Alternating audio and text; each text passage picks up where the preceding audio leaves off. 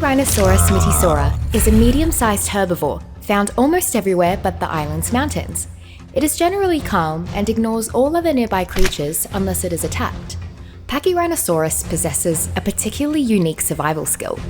When threatened, its massive nasal boss releases a chemical into the air that calms other nearby creatures, making them less likely to attack it. Affected creatures are sometimes hungry enough to ignore the effect, and humans seem immune to it. Conversely, it can seemingly invert this phenomenon at will and coerce creatures into attacking it. Pachyrhinosaurus is an excellent starting mount for anyone new to taming. It is fairly easy to train, can carry enough to be a simple pack animal, and is not as deadly as some of the larger herbivores. Additionally, Pachyrhinosaurus can release its unique chemical on command to protect itself and its rider from nearby predators or draw attention if desired, making it a potential lifesaver in a pinch. Of the many creatures I've yet encountered on the island, the Iguanodon vicissitudinus has the distinctively versatile capability of switching its primary method of locomotion according to its momentary needs. Primarily a rather lethargic bipedal herbivore native to the island's many grasslands and forests, in situations where increased speed or maneuverability is called for, it will quickly shift its posture into a quadrupedal stance and behave like a very different creature. While bipedal, it can employ rapid, stabbing attacks with its distinctive thumb spikes. In quadrupedal stance, conversely, it seems to have an endless supply of stamina, even while sprinting. Interestingly, the Iguanodon's thumb spikes also provide it with the capability to pick seeds out of fruits, allowing a farmer to easily convert stacks of fruits into stacks of seed for planting. Combined with its highly effective fruit harvesting and substantial carry weight, the Iguanodon's excellent mobility in bipedal stance makes it an ideal field hand that can also pull off a quick getaway or an agile defense when needed. Tapejara imperator is a marvel to watch in the wild. It has astonishing agility compared to the island's other flyers, thanks in large part to the rudder-like fin that extends from its snout to the back of its skull. Initially, I'd thought the fin was simply composed of keratin, but closer inspection has led me to believe that it is actually some kind of sensory organ. Not only does it decrease Tapejara's turning radius, even at high speeds, but it apparently provides Tapejara with extra information to help it fly through the air with unparalleled grace. I've even seen Tapejara hover and strafe side to side in the air without moving forward at all. It's quite remarkable. The creature also makes effective use of razor-sharp claws to latch onto surfaces such as the trunks of tall trees, holding its position indefinitely. Warlike tribes appear to consider Tapejara the equivalent of a versatile rotor aircraft, capable of rapid positional changes and aggressive agility. When domesticated, the Tapejara is typically outfitted with a unique triple rider saddle, enabling two passengers to wield handheld weaponry while the pilot takes the reins. When the Tapejara is latched onto a surface, both the passengers and pilot are able to make full use of their weapons together.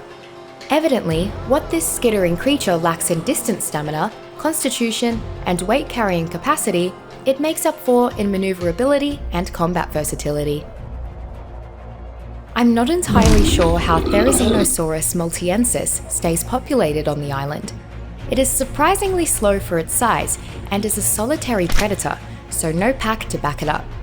I suppose the fact that its sheer power rivals Tyrannosaurus is the only thing that allows this very aggressive medium-sized predator to thrive. The claws of Therizinosaurus are some of the most versatile biological tools I've encountered. As adept at removing trees and foliage from Therizinosaurus's path as they are at piercing the thick shells and hide of the island's most defensive creatures if backed into a fight. A tamed Therizinosaurus is one of the most versatile mounts a survivor can have. It can be trained to use its claws brutally or delicately, allowing the rider to primarily harvest with enhanced efficiency the specific kinds of resources that he or she needs. And in combat, these same claws can pierce straight through the toughest armor. This flexibility more than makes up for its inability to carry the large loads of the island's many herbivorous beasts of burden. Apparently a crossbreed of a Triceratops and Styracosaurus, Triceratops styrax has both the characteristic three-horned face of Triceratops and the prominent horned ridge of Styracosaurus. Normally a very docile grazing animal, Triceratops becomes aggressive once angered. Triceratops will chase down would-be predators and egg stealers with incredible prejudice. Running away from Triceratops is harder than it seems due to its ability to charge and ram its target. I've seen Triceratops have an especially hostile reaction to the Tyrannosaurus, with herds attacking en masse. While not very fast, they are deadly in a group. A common mount for those that ride dinosaurs, Triceratops doubles as a pack animal and combat dinosaur. Triceratops's bony ridge works excellently as cover from frontal attack, and the dinosaur's charge is incredibly dangerous. It is largely protective of its kind if it senses danger. In the presence of larger carnivores that appear as a threat, Triceratops becomes stronger and rallies the efforts of its nearby species. It is also capable of harvesting a sizable amount of resources with its horns by shredding fruit from the leaves, making it a very useful work companion for smaller tribes. Like the Carnotaurus, Baryonyx aquafolga is a large carnivore, but not large enough to rival the island's apex predators. While not as powerful as some deep-sea predators or Spinosaurus, Baryonyx is an extremely fast swimmer who is still sufficiently nimble enough to threaten most creatures on the land. And yet, despite being a fast, dangerous dinosaur, Baryonyx almost exclusively consumes fish and other water dwellers. The highly specific metabolism of Baryonyx seems to allow it to heal wounds almost preternaturally fast after feeding on nutritious fish meat.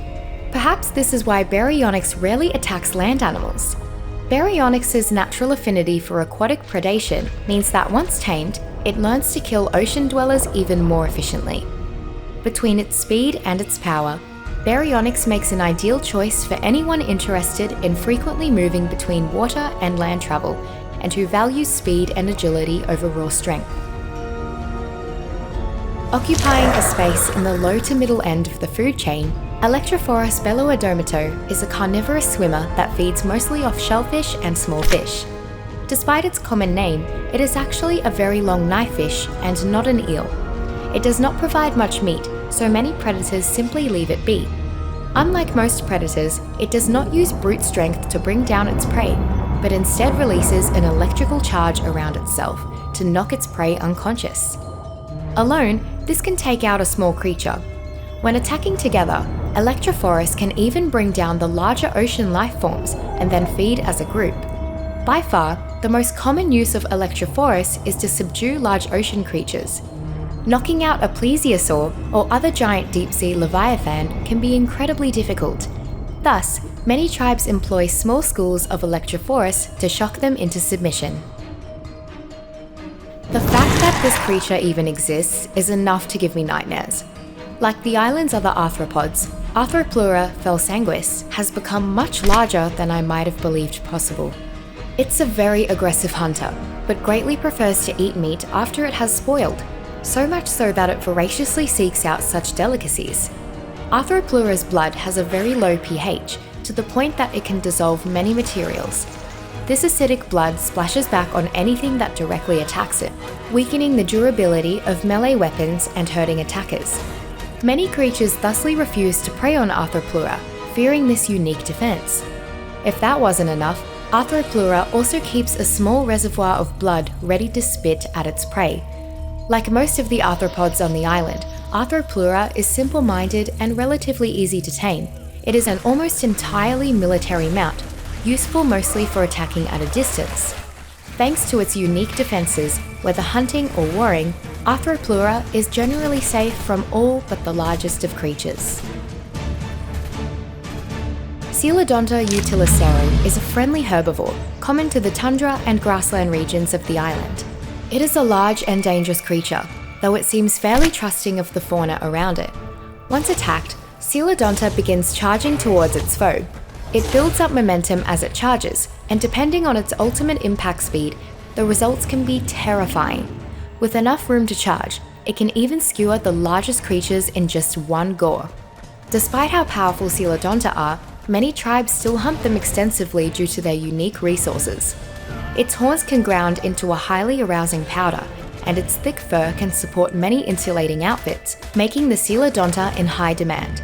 Even less advanced tribes use packs to hunt them down, though at significant peril. When not being hunted for its horns, Coelodonta makes an impressive beast of burden. Its ability to take on far larger opponents provided sufficient charging room, as well as its sizable load capacity, make it a solid addition to any trader party or gathering expedition. Carnotaurus pesor is a distinctive creature that falls between a medium and large predator. It lives primarily on flat, clear ground where it can capitalize on its speed. Additionally, it seems to have no qualms about running away from larger predators instead of fighting. The horns of the Carnotaurus seem to be used more for fighting rivals than actual hunting. This doesn't mean the horns aren't dangerous though. They can still eviscerate larger prey. Carnotaurus is one of the smaller and more compact of the large predators. If Tyrannosaurus is the lion of the island, Carnotaurus would certainly be the cheetah. The real threat of a Carnotaurus is not being able to escape it once it has spotted you. Carnotaurus fills a very specific role. Larger and almost as fast as a raptor, smaller but much faster than a rex.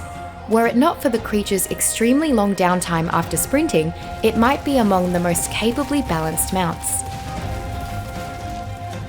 Typically found within the island's caves, Titanoboa exornuntia is an aggressive creature that prefers dark, rocky areas. This extremely large snake, while being a member of the Titanoboa family, does not constrict its prey as most boas do. I believe this adaptation comes from coexisting with giant insects. However, the Titanoboa's venomous bite is so potent that it is known to paralyze far larger creatures.